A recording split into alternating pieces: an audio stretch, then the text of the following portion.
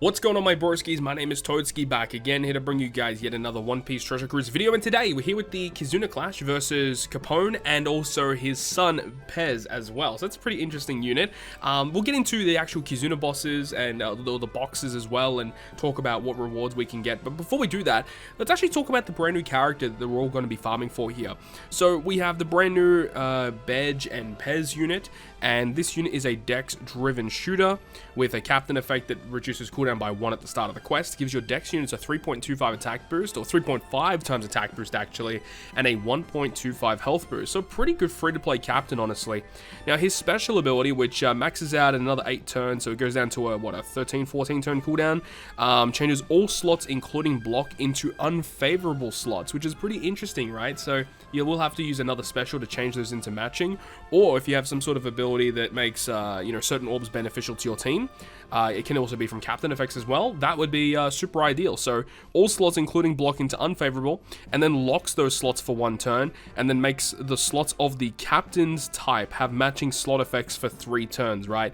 So, this is interesting because whatever color the unit is of the captain, so if you're using Capone for example as the captain, he will make dex slots beneficial. If your captain is a strength unit, strength orbs will be beneficial, right? So it's a pretty interesting effect. But then it goes on to say that depending on how much overhealing you have done, you will get a 2 times attack boost for a variable amount of turns. So it'll be either a 1 turn, 2 turn, or a 3 turn boost if you've healed over 20,000 HP. So in certain teams, this could actually be used quite effectively. It's actually quite interesting. One thing to note though is that this unit is a driven shooter, obviously, so he doesn't work very well with Vivi Rebecca, with Shirohoshin Manshiri, which are the characters that have just released that kind of utilize overhealing. So unfortunately, it's not really going to see too much play with those types of units, but if there is another future unit, or if there's some sort of way you can generate a lot of recovery for your team, this might not be a terrible option to actually use in content. Alright, so now we're here on the treasure exchange, and you can actually get a lot of really cool stuff. Now, unfortunately, I can't go back and have a look, but box 3, you want to be very, very careful with that box, because you can actually get plus 100 cotton candies there, so that's very cool. Also, something to note is I think from box 3 onwards, you'll see that there are glory scrolls, which are the golden scrolls used for Pirate Rumble level ups. However, on box 7, the glory scrolls are actually not there, so there's actually no scrolls at all, which is a little bit unfortunate, because it would have been nice to have more access to that. But obviously the big hitters here, the Sakazuki and Borsalino limit break orbs, and also the super evolution skulls for V2 Zora are going to be available here, so ensuring that you do not enter the next box until you've collected all the rainbow chests that you could possibly want, because obviously you cannot go back if you accidentally miss it. Now yes, they will be available in the future in the exchange on the KIZUNA shop, but it's definitely worth it to pick them all up now so you don't have to worry about it. So make sure to get those Zora skulls and also the Borsalino and Sakazuki limit break slots, limit break orbs. But anyways, that's the rundown of the KIZUNA. Really cool unit, and pretty decent treasure exchange, because if you have a look at box 7, 1,000 items and 5 of each tablet available. Now it doesn't include like Hunger or any of the newer tablets, but it's still 5 of each of the regular generic tablets. It's still not too bad. But without further ado, let's go ahead and get into the breakdown of this KIZUNA clash. So first thing is first, we're going to go ahead and go through the free-to-play team. So if you guys want to go down below in the video description, as well as check the timeline of the video, you can go ahead and skip to whichever team you guys want to go ahead and have a look at. First of which, we're going through all the bosses with the raw free-to-play teams. Now, all of the free-to-play teams in this video, there's no key supports except one, and that one is attached to Orobi on this team, which is the Straw Hat Pirates, and from that very special Logtown event that happened quite a while ago now. That free-to-play Straw Hat unit is really good, because when we reach the final stage and we're inflicted with Bind, it removes 2 turns of Bind, Despair, and Paralysis, which is really great, because with Orobi Special, that gets rid of the additional 3 turns that we need of Paralysis, and then we have Kuma, which can help us get rid of this Special Bind. Now, this team does take a little bit of time against Monet, because Monet with that Special Bind is kind of frustrating, and I want to try to conserve those special abilities for the final boss stage in particular. And then we do have Jack on this team as well. Now, you may be wondering, why is Jack even on this team? It's because with the combination of Jack and also Orobi with their special, we can remove all turns of the 5 turns of percent damage reduction on the final stage. And you'll see that the percent damage reduction isn't active yet. It'll only be active after level 31. This team should last past level 31. This team does a lot of damage. It's quite impressive. Sugar definitely helps out a lot in terms of increasing the damage potential of this team. But that is the free-to-play team versus the strength boss, and we'll catch up at the next boss.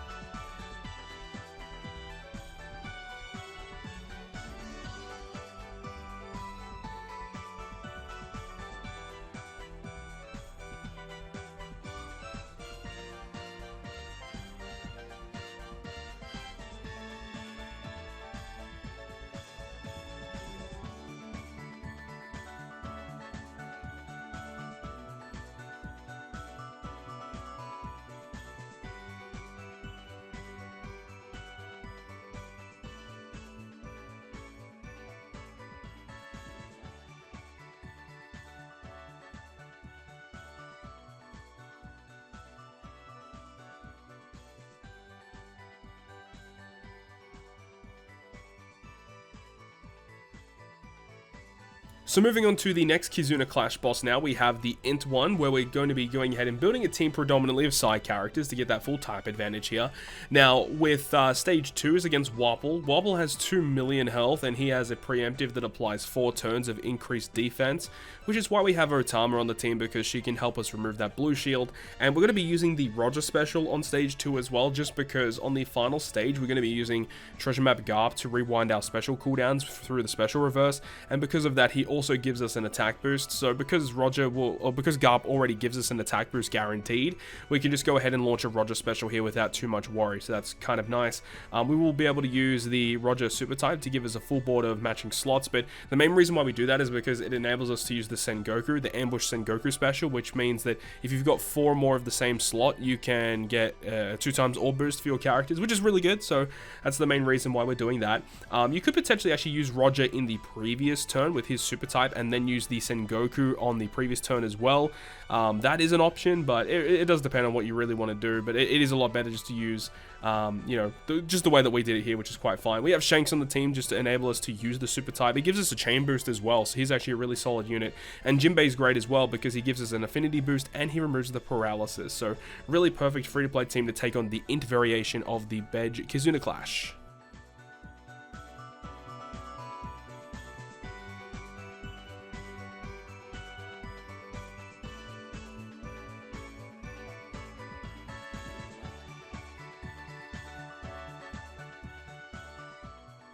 The final free-to-play team in this video is versus the Psy variation, where you need to build an int-based team with slashers, shooters, and cerebral characters in mind, because those are the characters that receive the cooldowns.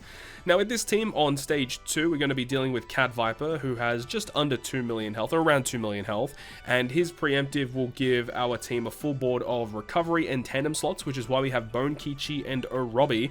Their special will change recovery and tandem slots into matching for our crew, and then from there, we can actually go ahead and use the Law special, which will give us an orb boost on this stage to our int characters, but it also gives us an orb boost on the following stage after that as well. So a really great special, and I would highly advise to use Law here if you're able to do so. If you don't have a really good way to get around the 8 turns of despair on the final boss stage, Law's great because, of course, with his captain effect, he resists 10 turns of despair, so a fantastic unit to have.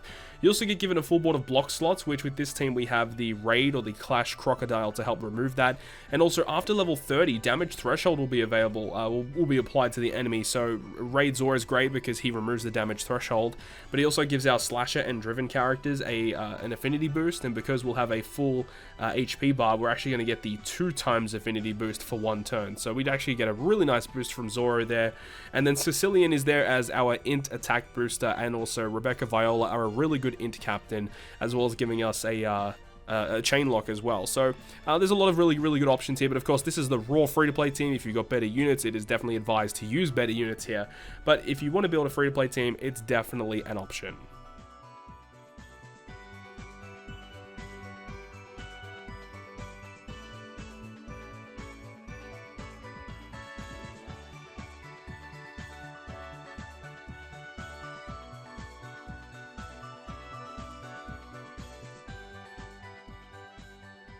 Moving on to my personal teams now, we have the strength variation with the sugar-based team. So we see that we have Sugar as our main captain, and people will say, oh, why would you use that as your main captain? And the main reason for it is because when we launch the Sugar special and the way the attack order of the toys works, in this team, it means that our Viva Rebecca and our Shirahoshi Manchiri are going to be the two last units to attack in the chain. They're going to have the highest chain. They are boosted units in this event. So in turn, this is actually the best way to actually do this. Plus, with Sugar, we get access to Super Type, which gives us a little bit of enhanced affinity. Even though with double Viva Rebecca, you do get enhanced affinity that way because of their captain ability and the way it is structured. I do believe this is probably a better way to get more damage for the whole team in general.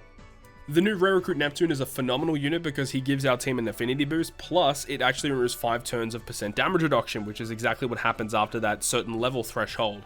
And of course, we do get given the special bind on stage 2, which Vivi and Rebecca are really good at getting rid of. And then, you know, in this case here, if I didn't have Chiffon, I probably would have used double Vivi Rebecca, just because I can use my captain Vivi Rebecca to get rid of that bind. But because I have access to Chiffon, I'm going to be using it just like this because it just makes it a little bit easier. You know, because this boss is actually really easy to take down with this team, you could potentially switch it up and use double Vivi Rebecca and then Sugar as a sub. But if you want to do more damage, I do believe this is the best way forward.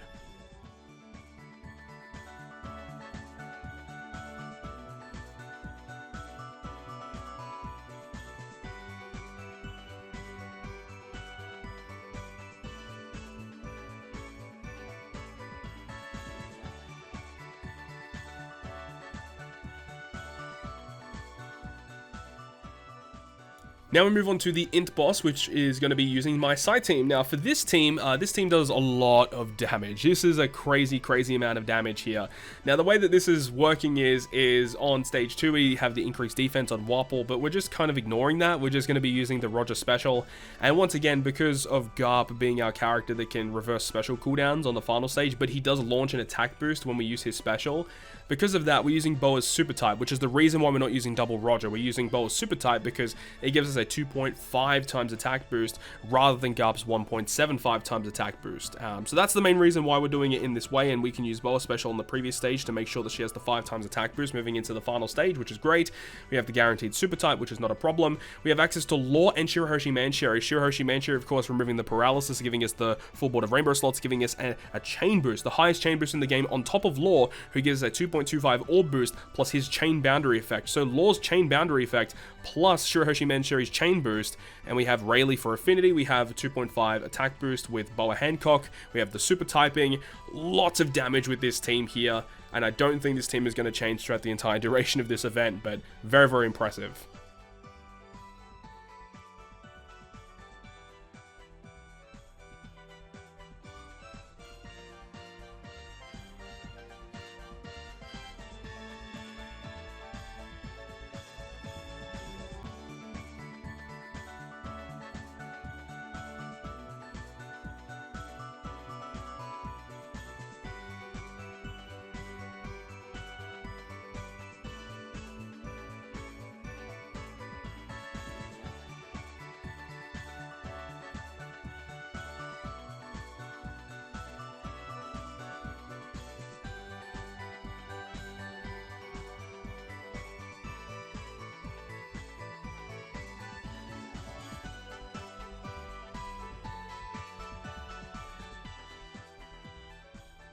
And now the final team of this video is going to be versus the Psy variation with my Int team using double Halloween Shanks. We do have Halloween Mihawk as a sub. Now in this team variation clip that you'll see that we do actually go ahead and use the Mihawk on the final stage. You can use him on stage 2, but you know, I was just testing out the waters with this team. This was the first run that I was using of this team, but definitely you can use Mihawk on stage 2 to carry the attack boost into stage 3, so long as you do get the attack off, because you have to hit 3 perfects, remember, in order to get that boost. One thing I did change though is I did change the ship to the Liberal Hind, and I did change out Kuzan for Halloween Boa Hancock, the rare recruit Halloween Boa Hancock. And the reason for it is because Kuzan is only here to remove damage threshold, so you can replace him with whatever you want.